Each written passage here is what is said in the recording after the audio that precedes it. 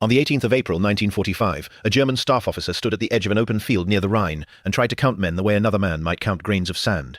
He gave up. There were simply too many. For as far as the morning mist would allow him to see, grey-green wool stretched in unbroken columns, rifles already stacked in neat pyramids, boots caked in the same mud that had swallowed his army for 18 days. He had expected defeat somewhere on this war's long road. He had not expected this. Not an entire army group, dissolved. Not 200,000 men, then 300,000, then a number so large that the officers doing the counting simply stopped trusting their own tally sheets. 317,000 German soldiers, 24 generals. One entire army group, erased from the German order of battle in 18 days, by a force that German intelligence had dismissed, less than a year earlier, as amateurs playing at war. This was not Stalingrad. Stalingrad took the Red Army 5 months, and more than 1 million casualties to force 91,000 starving survivors to lay down their arms. This was faster. It was larger in captured manpower than any single surrender the Wehrmacht suffered anywhere on the Western Front. And it was not the Soviet Union that did it. It was the United States Army, in the smoking industrial heartland of Germany, in a river valley called the Ruhr, and outside a narrow circle of military historians, almost nobody can tell you its name. To understand how a nation that entered this war late and stumbled badly in its first battles against seasoned German divisions in North Africa, ended up dismantling an entire German army group in barely 2.5 weeks, we have to go back to the spring of 1945, to a Germany that was already broken, but had not yet admitted it. By March of that year, the Rhine, the last great natural barrier protecting the German heartland, had fallen. In the north, the British and Canadian armies under Field Marshal Bernard Montgomery crossed in a massive set-piece assault. All bridges and airborne drops, and weeks of preparation. In the south, French and American forces under General Jacob Devers pushed toward the Alps. But it was in the center, at a shattered railway bridge in the town of Remagen, that the war's balance genuinely shifted. American engineers of the First Army found the Ludendorff Bridge still standing, undemolished by a German garrison too exhausted and too confused to finish the job, and they poured across it before anyone in Berlin fully understood what had happened. For 3 days afterward, engineers worked under artillery fire to shore up a structure the German army was still trying, unsuccessfully, to finish destroying. Demolition charges had been set, and one had partially detonated, buckling the deck without severing it, and every hour the bridge stayed upright meant more American armor, more infantry, more fuel rolling into the German interior. A German engineer officer assigned to destroy the crossing later admitted, in a statement taken after his capture, that faulty wiring and a jammed detonator had cost his army the one obstacle that might have bought Berlin another month. It did not matter in the end. On the 17th of March, structurally exhausted after 10 days of continuous use, the Ludendorff Bridge finally collapsed into the Rhine, killing several American engineers still working on it. By then, 6 divisions were already across, and the bridge itself had become irrelevant to a war it had already decided.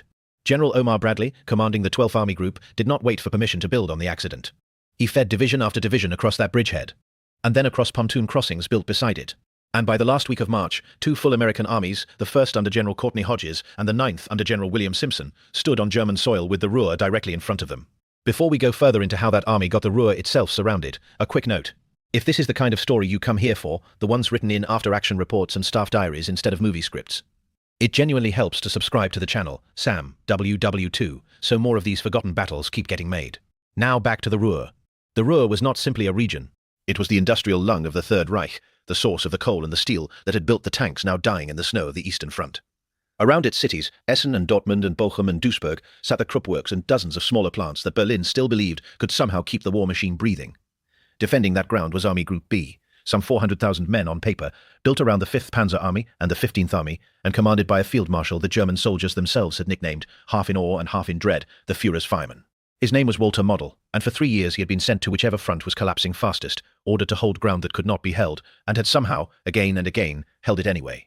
Later in life, in a moment of rare tenderness recorded by an aide, he told a subordinate that his soldiers were his children. It was this same devotion, twisted by loyalty to a criminal regime, that would decide how this battle ended for him personally. Field Marshal Albert Kesselring, the overall German commander in the West by this point in the war, would later compare the experience of trying to fight these final battles to attempting a difficult piece of music on an instrument that was falling apart in his hands, out of tune and unreliable no matter how skilled the man playing it. It was as fitting a description of Army Group B's position that April as any German officer would offer. Facing Model was not a single genius but a system. Bradley's plan borrowed the very tactic the German army had used to conquer half of Europe in 1940 and turned it back on its inventors. Instead of a slow, grinding frontal push into the Ruhr cities, the First Army would swing north from the Remagen bridgehead, while the Ninth Army swung south and east from its own crossings near Wessel, and the 2 American spearheads would meet somewhere behind the Ruhr, sealing every German soldier inside in a single stroke. It was a pincer built at army scale, coordinated across more than 100 kilometers of shattered German countryside, and it depended on a level of logistics, radio coordination, and armored mobility that the same American army had not remotely possessed when it landed in Normandy less than a year before.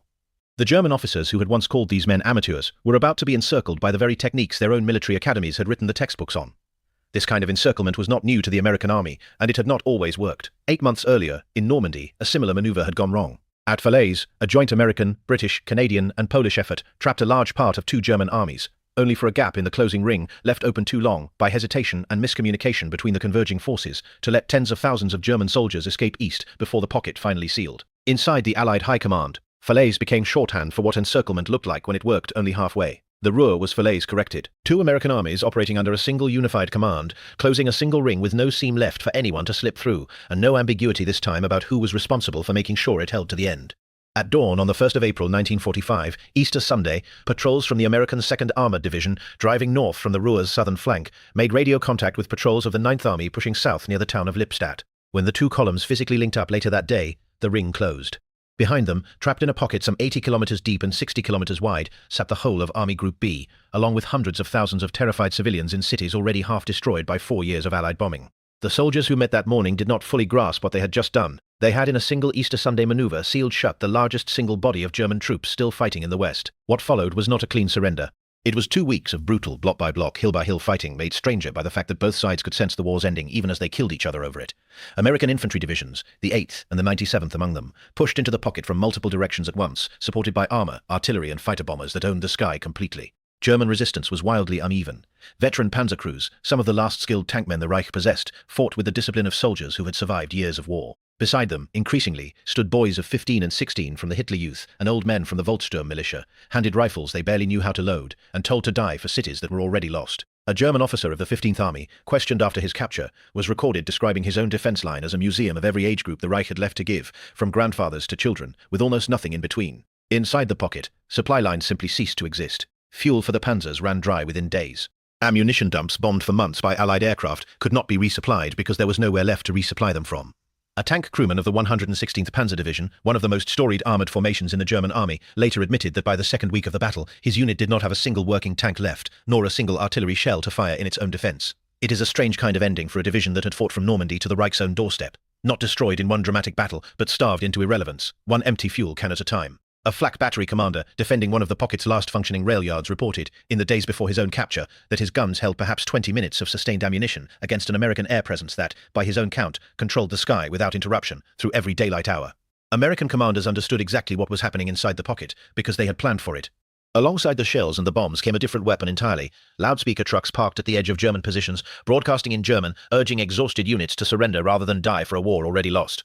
Leaflets fell by the tens of thousands, printed with safe conduct passes that German soldiers could hand to the nearest American unit. It was psychological warfare built on a simple, brutal truth. An army with no fuel, no food, and no hope does not need to be destroyed. It only needs to be given permission to stop. That permission arrived, in force, on the 14th of April. American troops of the 8th and 79th Infantry Divisions, advancing from opposite ends of the shrinking pocket, met near the city of Hagen and cut Army Group B cleanly in two. It was the single most important tactical moment of the entire campaign, because a divided pocket cannot coordinate its defense, cannot shift its remaining fuel and ammunition to wherever the threat is heaviest, and cannot maintain the illusion, even to its own soldiers, that rescue might still be coming. The 15th Army, cut off from its sister formation and from Model's own headquarters, capitulated that same day. It was the largest single collapse of the entire battle, and it broke something in the German command structure that never came back together. Walter Model now faced a decision that had nothing to do with tactics. Adolf Hitler had personally forbidden any withdrawal or surrender from the Ruhr. But Model had also sworn, as a Prussian officer of the old school, a personal oath he took seriously, even as the man he had sworn it to drag Germany into ruin. He could not bring himself to formally surrender his army group, an act his code of honor treated as an unforgivable betrayal. So, on the 15th of April, he chose a third path. He simply dissolved Army Group B as a fighting formation, discharged the youngest and oldest soldiers to walk home if they could, and left every remaining unit free to make its own decision about whether to keep fighting or lay down its weapons. It was surrender in every practical sense, dressed in just enough paperwork for Model to tell himself it was not. In private, to his chief of staff, he wondered aloud whether history would judge his choices kindly, and murmured that commanders of the ancient world, facing this kind of ruin, had simply taken poison. Once that order went out, the pocket did not fall. It flooded. On the 16th of April, the entire eastern half of what remained of Army Group B surrendered as one body. 2 days later, on the 18th, the western half followed. American riflemen moving forward that week described a war that had, in the space of 72 hours, turned almost silent, replaced by an endless tide of German soldiers walking toward them with hands raised or white cloth tied to their rifle barrels. Among the men accepting those surrenders near the town of Gummersbach was a young rifleman his squad called Tommy. a farm boy from Nebraska who had turned 20 that January and landed in France as a replacement in the autumn, filling a rifle slot left empty by a soldier he never met, killed in the hedgerows months earlier. He had spent the winter learning the war the hard way, in frozen foxholes east of the Rhine, watching friends rotate out wounded or worse. Now, in the second week of April, his war had turned into something closer to crowd control than combat, waving column after column of German soldiers toward a farm field, converted into a holding pen, checking identity discs, confiscating pistols and watches that soldiers on both sides collected as souvenirs, and counting prisoners until the number stopped meaning anything, entire companies simply materializing out of the tree lines with no officer left willing to give another order to fight. He wrote home that week that it did not feel like winning. It felt like the war finally running out of people willing to keep fighting it, on both sides at once. The scale caught even the Americans off guard. Intelligence officers had estimated, before the pocket closed, that perhaps 150,000 German soldiers might be trapped inside it. The true number, once every unit had either surrendered or scattered, came to 317,000 men, more than double what anyone had planned for. There were not enough prison camps built to hold them. Engineers improvised, fencing off open farmland along the Rhine with barbed wire and calling them, in the flat language of soldiers, meadow camps. Within days, those fields held human columns stretching further than the eye could follow, men who had marched across half of Europe now standing shoulder to shoulder in mud, waiting for a system that had never expected to process this many prisoners at once to figure out what to do with them. One German rifleman, handing his weapon to an American guard, was overheard asking a question that needed no translation to understand. "What's the point in this? I have a wife and children." That question echoed across the pocket in 1,000 smaller versions of the same crisis. Soldiers who had spent years being told that surrender was the one unforgivable failure a German soldier could commit now stood in open fields, weapons still in hand, working through arithmetic that had nothing to do with tactics, a wife in Cologne, a mother in Dortmund, orders from officers who still insisted the war was not over. Against an enemy standing 60 meters away with total control of the sky, working artillery, and no shortage of anything at all. For some men, that decision took hours of silent argument with themselves. For others, watching an entire company around them simply walk forward with hands raised, it took only the sight of the man beside them doing it first. It would be easy and wrong to tell this story as one where the Germans simply gave up without a fight. They did not.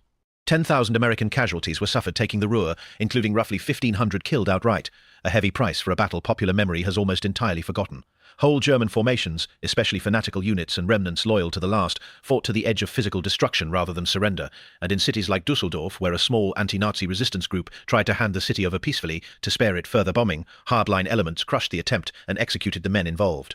The Ruhr pocket was not a bloodless formality. It was the last full-scale campaign the Western Allies fought against an organized German field army, and it was won the hard way, city by city, division by division, in 3 weeks that felt considerably longer to the men living through them.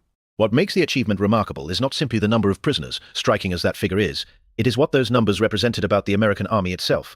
The same force that had needed brutal, humiliating lessons at Kasserine Pass in North Africa to learn how to fight a modern mechanized war, that had been bogged down for months in the hedgerows of Normandy, relearning basic infantry tactics against a defending German army, had become, in under a year, capable of planning and executing a multi-army encirclement of a size and speed the Wehrmacht itself would have recognized as textbook blitzkrieg, and then finishing the job with a logistical and psychological campaign sophisticated enough to convince 317,000 enemy soldiers that further resistance was pointless. German staff officers who studied American operations later, from behind barbed wire, men trained in some of the most demanding military academies in the world, conceded in post-war interviews that the force they had once dismissed as soft and undisciplined had, by the war's final year, mastered combined arms warfare as completely as the army that had invented it. Walter Model did not live to see any of the historical reckoning that followed. On the 21st of April, 3 days after the last of his soldiers surrendered, he walked into a forest near Duisburg with 2 of his officers, handed them his personal effects, and shot himself, rather than face capture. He was the highest-ranking German field commander to take his own life in the entire war. 9 days later, in a bunker in Berlin, Adolf Hitler did the same. The 2 deaths were not unconnected. The destruction of Army Group B had removed the last coherent German military force capable of defending the Reich's industrial core, and within 3 weeks of Model's death, the war in Europe was over. And yet, ask almost anyone today to name the largest surrender of German forces on the Western Front, and you will hear about the Battle of the Bulge, or perhaps the fall of Aachen, or the beaches of Normandy that Hollywood has returned to again and again for 80 years. Almost nobody says the Ruhr. Part of the reason is timing. The battle unfolded in the final chaotic weeks of the European war, overshadowed within days by the fall of Berlin and the deaths of Hitler and Model themselves, and swallowed within a month by the far larger story of total German surrender on the 8th of May. Part of the reason is that it does not fit the story audiences expect. There was no single dramatic beach landing, no iconic photograph, no clean 3-act structure for a film studio to adapt. It was a triumph of planning, logistics,